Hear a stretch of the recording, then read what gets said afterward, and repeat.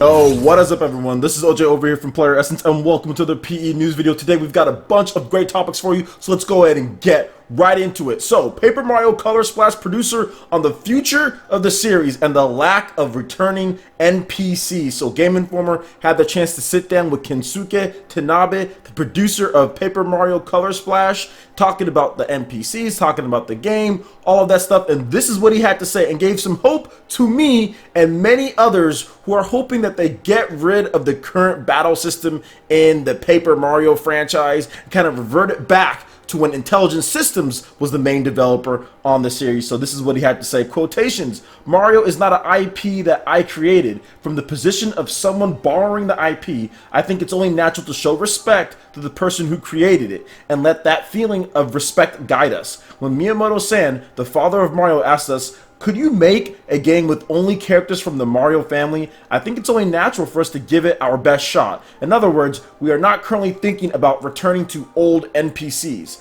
So after he talked about that, he talked about the battle system and keeping the game entertaining and just the original characters not returning as NPCs and a little bit more. So he also had this to add: quotations. Personally, I don't give much thought to how we are leaving old methods behind in any series, not just Paper Mario. I always prioritize thinking about how we can build new methods and new elements. Of course, there are some series where we have not made big changes to the systems, but sometimes that's because we feel as though these systems haven't been perfected yet, or the gameplay can be expanded further. We felt both of those things in Color Splash. I do feel though we have reached the end of where Color Splash is headed, so if we get the chance to continue the series, I think we'll want to create a Paper Mario with a different system. So this is just a glimmer of hope that they do return to more of an RPG feel, or more of a traditional feel, because guys, you can talk about how Paper Mario Color Splash scored this or that, but the fact is this: fans are not purchasing the Paper Mario franchise as much anymore. You look at Paper Mario Sticker Star, that sold over 1 million units, yes, on Nintendo 3DS, but many fans were upset and the ratings for that game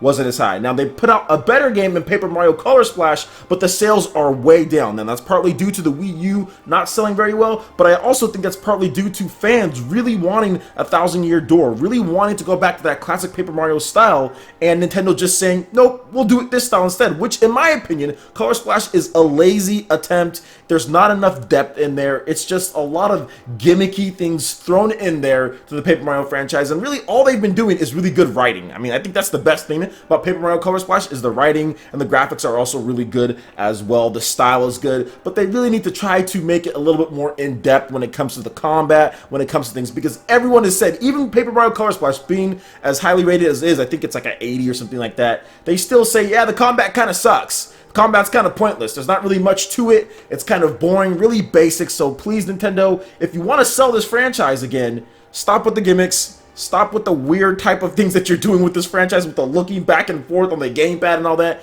Get back to what 1,000-year door was. I guarantee you'll find more sales and more fans and get this franchise out there more, because it's pathetic that this game hasn't even hit 500,000 on the Wii U. All right, moving on to some Super Smash Bros. For Wii U news. Leo, MK Leo from Mexico, has won the 2GGT ZeRo Saga, and the curse continues, where they name a saga after someone or a country or region, and no one that's it's named after or the country or region actually wins the main singles tournament. So MK Leo got first place. He actually reset the bracket in the grand finals and beat SoCal's own Larry Lur. Zero, the saga who's named after, fell to the curse, and Void got third. Now, if you want the full results as far as the top 8 and more, you can go ahead and check out the link below. I'll have that there. But I do want to talk about MK Leo, because I think this guy, first of all, he's a prodigy. He's only 15 years old, and he's already won a super major. Like, this is big time, guys. Like, he's the youngest champion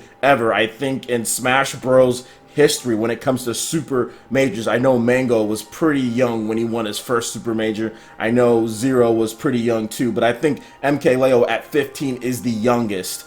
So that's really impressive. And what makes him so good is that he did it with Marth. Now, Marth in Super Smash Bros. For Wii U, many felt that Marth wasn't very good at the beginning, and he wasn't. A little bit slower, attacks weren't as good, frame data wasn't there, but he got buff after buff after buff, and all it took was a character who had as strong as fundamentals as Zero and the top players, and then you pair that with the tipper that Marth has, in addition to all of the buffs that Marth got. over the course of the game, the 2 years or so. You've got a match made in heaven. MKLeo uses Marth to the perfection. Sometimes you can see him getting bodied in rounds, but he downloads his opponent, he gets those tippers, and he just plays solid, fundamentally sound Super Smash Brothers, and that's what happens. Like, you get this type of destruction. I mean, he was in losers, so he got beat by Void early on, got sent down to losers, and he fought his way through losers, resetting the bracket and really taking names. He actually 3-0'd ZeRo. I remember I made a video about a year or so back saying, hey man, you gotta beat the best, you know, before you talk about two-stocking and beating people. And yes, he fell the first couple times to ZeRo and other American players, but this time, this was his big coming out party as far as getting on the national Smash Bros. Scene, winning a major. He just recently got his visa, so he's been traveling and taking names everywhere, and I'm so happy for this kid. He has a long future ahead of him as far as money-wise, as far as winning.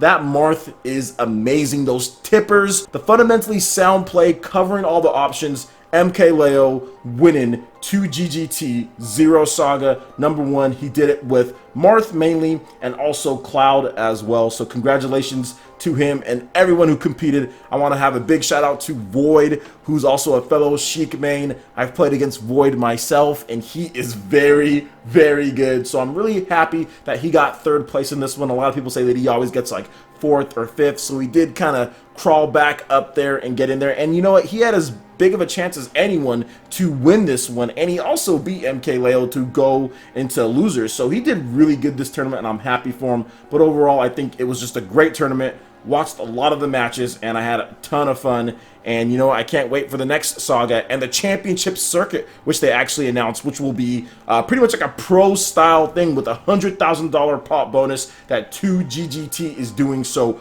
good stuff in 2017 for Super Smash Bros.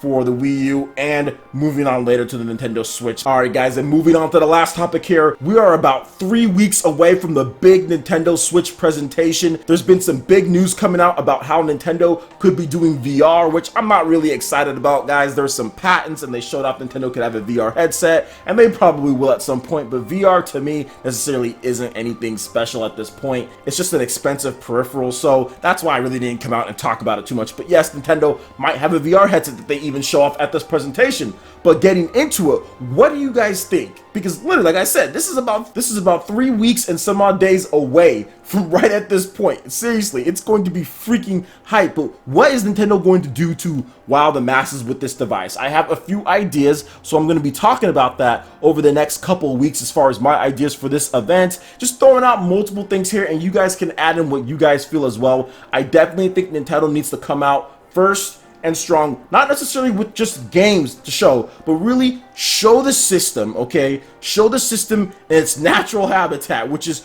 hooked up to that dock, in addition to undocked as well, but show it hooked up to the dock. Show how you're going to experience games on this system. Show how this system is going to differentiate itself, and also show how this system is going to be up to date with the times as far as with online, as far as with system features, UI. I really think that's going to be really big. If they come out there and they only just show, okay, well, here's games, here's a game, here's a game, I think that's a bad idea. That's what they did with the Wii U, and the UI ended up being trash because the UI was trash on the Wii U, and the operating system was just not good on the Wii U. It was slow, there was problems, it lacked so much features. They really need to make sure when they show off their systems, they show a complete package. We already know Nintendo can make great games, and that's the thing where everyone's saying, oh well, if there's great games, there will be great games. There's going to be a lot of games, but I also think there's a second half to this, guys, that more people need to be talking about. I've said it before, I'll say it again. They definitely need to make sure that the online is intact, and not only that,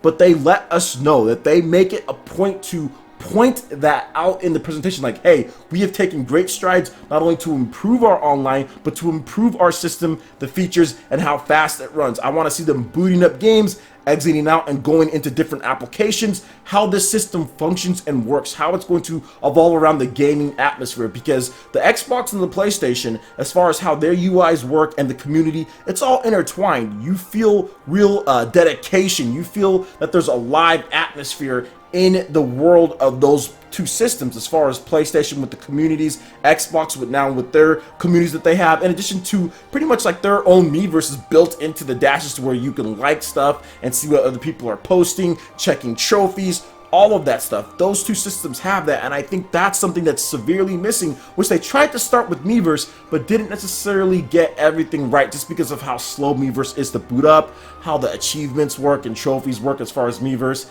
It's slow and not necessarily fun at all. Not every game supports it. There's just a bunch of issues. So I really do think that's something that Nintendo should come out and make sure they show us early and often throughout the presentation, in addition to those amazing games that I know that they're going to have. So those are my first thoughts on this. I'll have many more thoughts leading up until the Nintendo Switch reveal, but let me know one of the things that you're expecting or one of the things that you're hoping that Nintendo shows off with the Nintendo Switch reveal in the comment section below. Alright guys, that wraps it up for this video here. Go ahead and hit that like button if you did like it. Let me know you guys want more content like this going forward in the future, and subscribe to PlayerEssence for more news, reviews, trailers, tips and tricks, and everything in gaming. Thank you so much for watching, and we'll see you for the next video. Peace.